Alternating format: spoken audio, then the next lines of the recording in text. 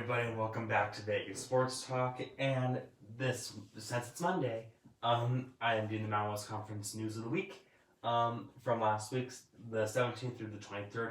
And I promised you guys this was going to be a crazy week in the Mountain West, and it turned out to be a crazy week.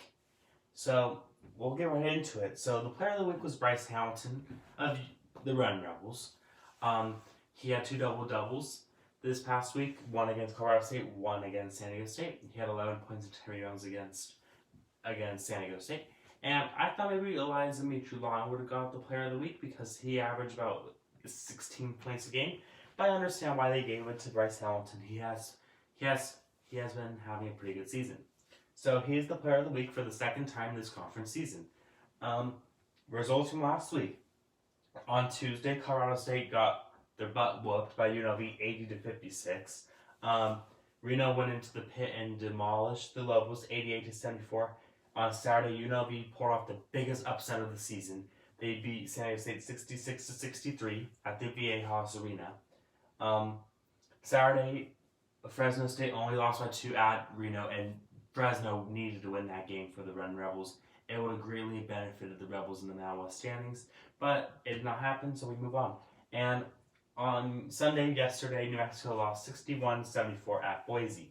So this week there's not much standings, not much changes in the standings, but there were some key games that the Rebels had to win and other teams had to win to maintain their spot. So San Diego State, they fall one game back to everybody. They're 15-1. They already clinched their title. They've already unveiled the banner, and I think that kind of got the Rebels sparked up. I don't know why you're showing off your banner while the season is still going on. Like, that's unprecedented to hear, and that's kind of disrespectful. Utah State's 11-5, so is Nevada Reno at 11-5. Boise is at 11-6. Colorado State and UNLV are at 10-6. So from 2nd to 6th, those standings can all change.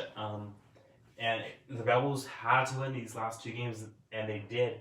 And that's a big boy swing because now if they win out, they're going to be 12-6. They could possibly get the 2 seed, but I don't see them getting the 2 seed. At best, I can see them getting the 3 seed. And most importantly, the Rebels are on a 3-game winning streak. They won at New Mexico, against Colorado State, and at San Diego State. One of the toughest stretches of their schedule this year, and they found a way to get through it. And their last 2 games are pretty easy, Boise and San Jose State.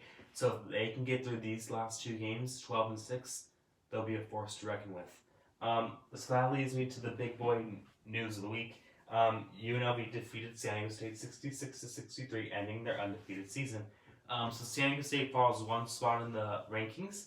In the NCAA Top 25 rankings, they're number 5 in the nation now. They're 26-1. They're still a 1 seed according to Joe Lenardi of ESPN. So not much change for them, but if they have another loss, they'll be right down to the 2 line. And key games this week coming up. Colorado State goes to San Diego State tomorrow at 8 p.m. And I expect San Diego State to run them out the building. I do not expect them to lose back-to-back games, and I expect the Aztecs to win by about 20. Boise State goes to UNLV on Wednesday, which will be a senior night for UNLV, and it'll be a very important game for both teams. The winner of that game will more than likely clinch a spot in the top 5.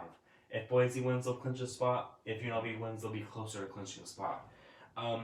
Saturday, San Diego State goes to Nevada Reno, and this game looked like it was going to be, would San Diego State keep their undefeated season? And now it's a talking point of, is San Diego State going to get a 1 seed?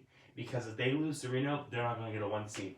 But if Reno loses, they're going to be 11-6. So everything's going to be berserk at the end of this week. This is the last week of the regular season. Utah State goes to New Mexico, and New Mexico can beat anybody on a given night, but they have so much talent. But their coaching staff is so undisciplined.